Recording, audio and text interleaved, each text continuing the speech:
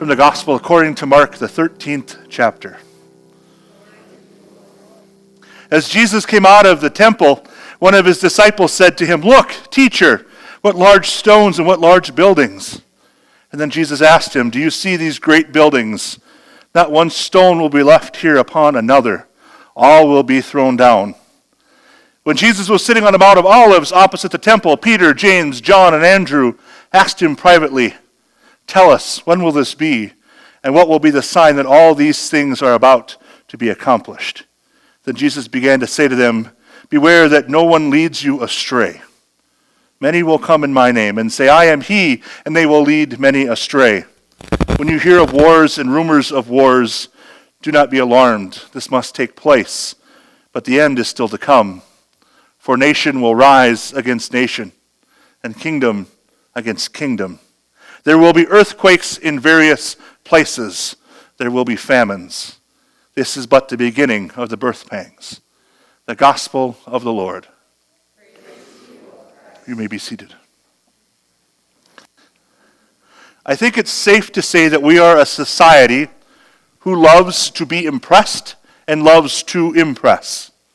We tend to want the biggest, the brightest, the boldest, the most unique, and if we can't have that, we tend to want it, right? So the bit with the cell phone, the new one comes out, we want the newest one, right? We want the newest, we want the biggest, the brightest, and if at least that's what the companies believe, they want us to believe that we want the biggest and the brightest.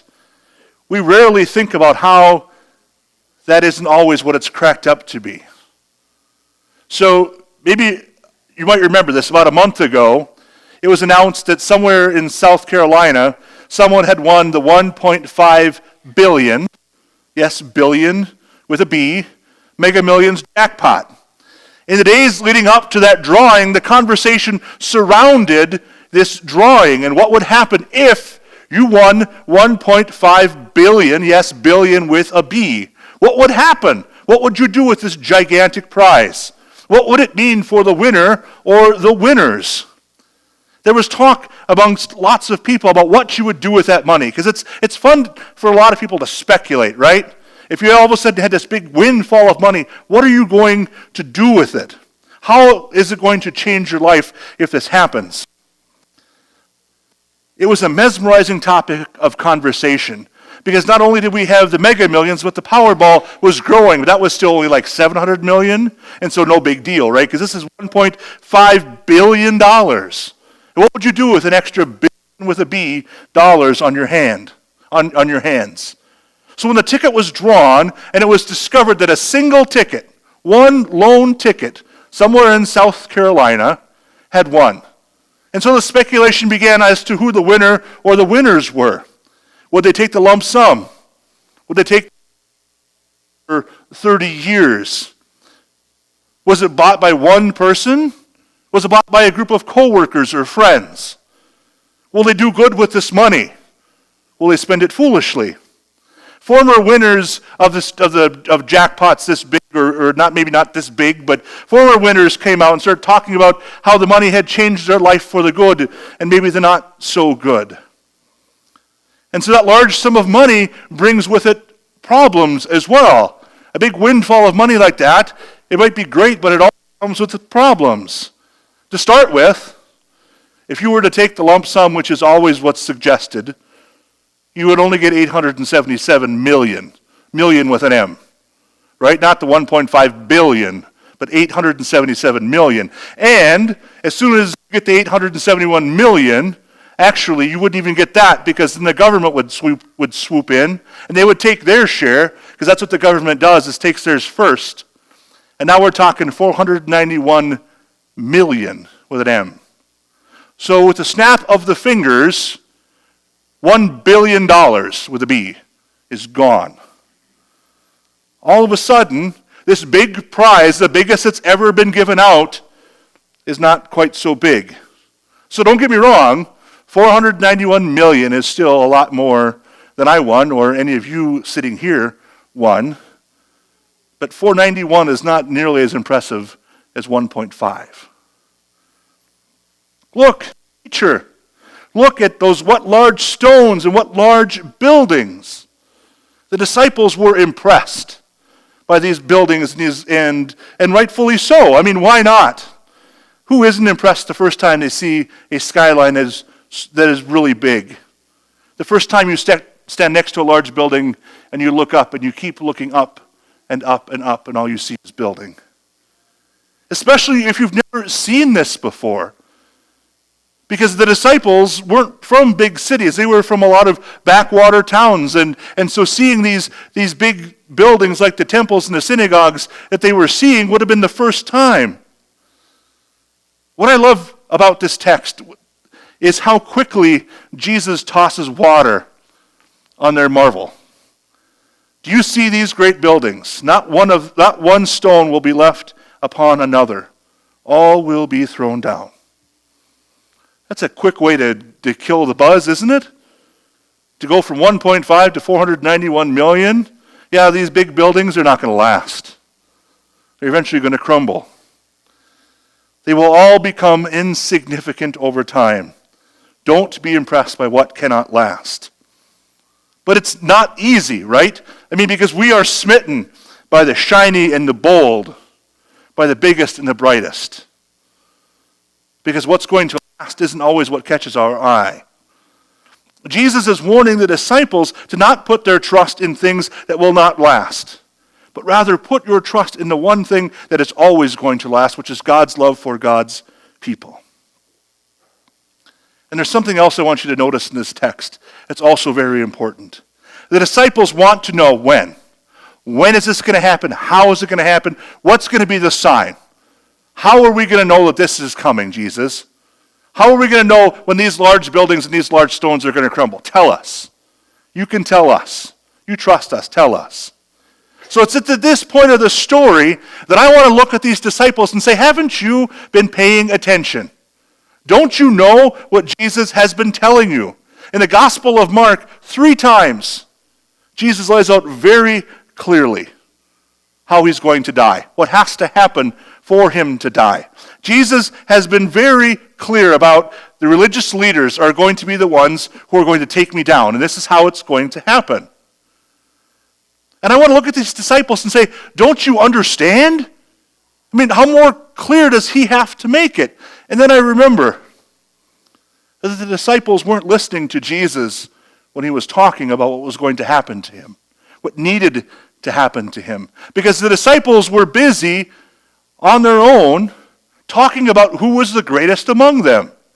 Who was Jesus going to call as his best friend? Who was going to be the ones who got to sit on the right and the left-hand side? The disciples were so concerned about themselves and about being the most important that they weren't paying attention to what was really going on. They weren't paying attention to what really matters. And then I remember that we are the same way. Over 2,000 years later, and countless tellings of this story in countless ways, and we still can't seem to grasp the idea of what Jesus was trying to teach the disciples that day. Because here in 2018, we also are focused on things that aren't going to matter.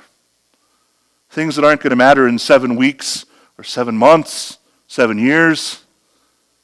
We focus on things that will not last. Think about it as a church, right? As a church, what are the things we tend to focus on here? Attendance. Money. Lack of. What hymns aren't getting sung or are getting sung? Who has power and who doesn't? Should we be upset about something or shouldn't we? If we do something different than we've done it before, the world might end if we don't do it the exact same way that we've always done it. Right? I mean, those are the things we tend to focus on as a church.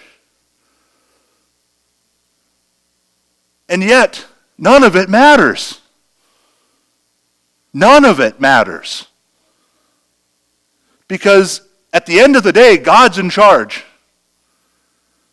And because God is in charge, none of the things that we focus on, the things that we worry about, really matter. We can stomp our feet, we can fold our arms, we can say that we're taking our ball and going home, and guess what? It really doesn't matter.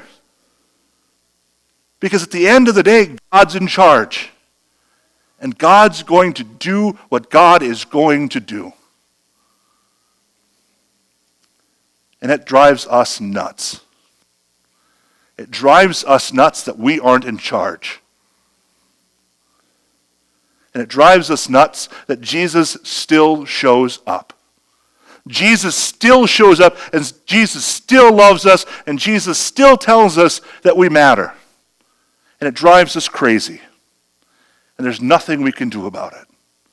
Because even if we took our ball and went home, guess what? Jesus is still going to show up, and Jesus is still going to love us. And God's going to care about us because God has cared about us from day one. And God will continue to care about us. And God will care less about all that stuff that we seem to care so much about. As we approach the end of the church year, and we hear this warning of what is to come from Jesus, let's focus on what we can control. Because there are things that we can control. And we forget about them, I think, because they're not big and bright and bold and shiny. Things that we can control are love one another, because we've first been loved. God loves us, so therefore we need to love each other. We can control whether or not we love somebody and how we love them. Let's care for the creation that's given us. Let's care for the creation that we've been put in charge of. Because it's not ours, it belongs to God. We're simply here as the caretakers. So let's care about creation. We can control how we care about creation. Let's remind people that they are a part of a great big dysfunctional family. A great big dysfunctional family that they are a part of whether they like it or not. Because they've been created by God, and because they've been created by God, that means that they are loved by God, and if they are loved by God, then they are in the family. Whether they like it or not. Whether they doubt it or not. Because there are people who doubt that they can honestly belong. There are people who doubt that God can love them. And yet, God reminds us again and again and again that it's not about whether or not you believe in God, it's about whether or not God believes in you. And God believes in you because God has created you and God loves you. Which means you're in the family, like it or not.